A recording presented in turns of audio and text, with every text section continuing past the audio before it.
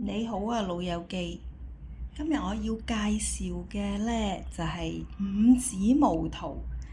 五指毛桃呢係一樣呢藥食同源嘅植物嚟嘅，主要呢係食佢嘅根部入藥。咁佢有健脾補肺、行氣利濕、增強免疫力嘅功能嘅。咁對於脾胃虛弱、濕氣重、肺虛咳嗽呢個問題呢，就係有幫助㗎。咁佢仲有抗氧化、抗菌咁嘅活性成分㗎噃。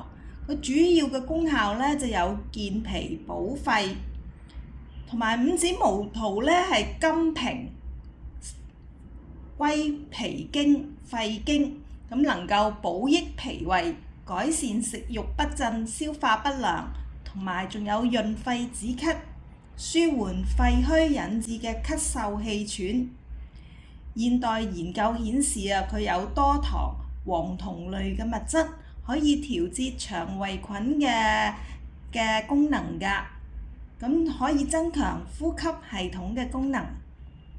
咁亦都可以行氣利濕，增強免疫力㗎。